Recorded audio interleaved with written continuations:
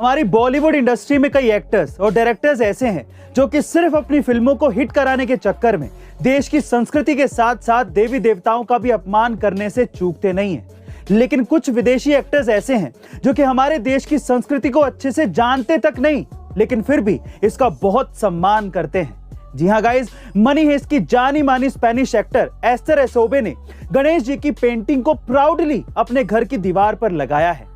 एस्तर ने हमारी देश की संस्कृति और देवी देवताओं का सम्मान करके बॉलीवुड के कई एक्टर्स के सामने एक मिसाल पेश की है। गाइस, मनी हेस्ट की इस एक्टर का हमारे देवी देवताओं के प्रति इतना सम्मान देखकर आपको कैसा लगा, कमेंट सेक्शन में जरूर लिखिएगा। ऐसा लगता है कि इस देश में लोग पैसों के लिए कुछ भी कर सकते हैं। कुछ ऐसा ही देखने को मिला फिरोजाबाद में, जहां पर एक आदमी ने अपनी ही बहन से सिर्फ इसलिए शादी कर ली ताकि उसे सीएम विवाह योजना स्कीम से पैसा मिल सके।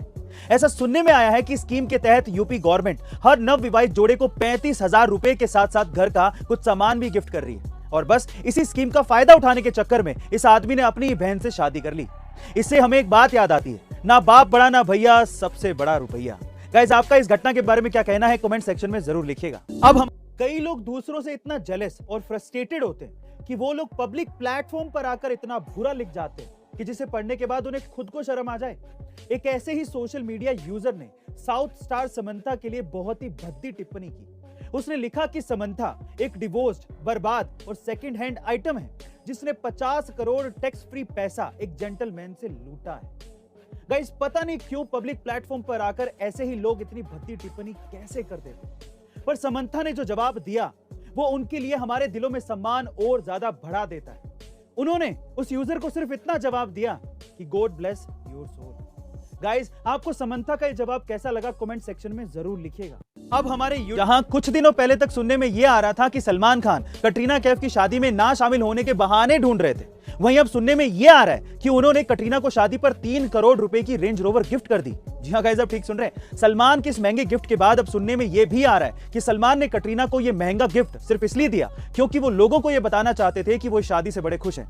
पर एक सच ये भी है कि बॉलीवुड में कटरीना की एंट्री सलमान खान की वजह से हुई थी और कटरीना सलमान खान की एक्स गर्लफ्रेंड भी रह चुकी हैं और शायद इसी वजह से सलमान ने कटरीना की शादी अटेंड नहीं की, जो कि इस बात की तरफ इशारा करता है कि सलमान खान का यह गिफ्ट लोगों को सिर्फ गुमराह करने के लिए था। बहरहाल, ये तो सुनने सुनाने की बातें हैं, सच्चाई क्या है ये तो कटरीना जाने या सलमान। गाइस, आपका इसके बारे में क्या ख्याल है, कमेंट सेक्शन में जरूर लिखिएगा। अब अगर आपको जिंदगी में आगे बढ़ना है और कामयाब बनना है तो भागवत गीता की ये 3 लर्निंग्स बहुत ध्यान से सुनिएगा। नंबर 1, मां के बाद सिर्फ आपके अंदर की हिम्मत ही वो चीज है जो कि आपका हमेशा साथ देती है, जो कि आपको कभी हारने नहीं देगी। नंबर 2, जितनी जल्दी आप अपनी जिंदगी में जिम्मेदारी लेंगे उतनी ही जल्दी आप सफल हो जाएंगे। और नंबर 3, कुछ पाना है तो खुद पर ही भरोसा कीजिएगा साहब, सहारे कितने भी सच्चे और अच्छे क्यों ना हो, साथ छोड़ ही जाते हैं। गाइस, आपको गीता की ये लर्निंग्स कैसे लगी, कमेंट सेक्शन में जरूर लिखिएगा। करण जौहर की दोस्ताना 2 से बाहर किए गए एक्टर कार्तिक आर्यन ने फाइनली चुप्पी तोड़ी है और ये साफ तौर पर कह दिया है कि मैं किसी भी बॉलीवुड के कैंप का हिस्सा नहीं हूं। मैं अपने टैलेंट के बलबूते पर यहां पर पहुंचा हूं और आगे फ्यूचर में भी यही करूंगा। जी हां गाइस, दरअसल धर्मा प्रोडक्शन के बैनर तले बनने वाली फिल्म दोस्ताना 2 2019 में अनाउंस की गई थी और इसी बीच करण जौहर और कार्तिक आर्यन में अनबन की खबरें आई, जिसके बाद कार्तिक आर्यन को इस फिल्म से बाहर कर दिया गया था और इसी वजह से कार्तिक आर्यन ने यह जवाब दिया होगा। गाइस, आपको क्या लगता है कि कार्तिक आर्यन का यह जवाब नेपोटिज्म के ऊपर एक तमाचा है, कमेंट सेक्शन में जरूर लिखिएगा। अब हम स्टार किड्स को बॉलीवुड में लॉन्च करने को लेकर हेटर्स की ट्रोलिंग को झेलते आ रहे डायरेक्टर करण जौहर ने अपनी आने वाली फिल्मों में नए कलाकारों को लॉन्च करने का मन तो बनाया, लेकिन उन्होंने नए एक्टर्स पर ही सवाल उठा दिए कि वो अपने टैलेंट को तो देखते नहीं और बड़ी फीस की डिमांड करते हैं और फिल्मों में मौका चाहते हैं। जिसके जवाब में केआरके ने कहा कि जब करण जौहर स्टार किड्स को लॉन्च कर रहे थे तब फीस डिमांड वाली बात सामने नहीं आई और अब जब नए एक्टर्स को चांस देने की बात आई तो करण जौहर ने फीस डिमांड को लेकर नए एक्टर्स पर ही निशाना साध दिया।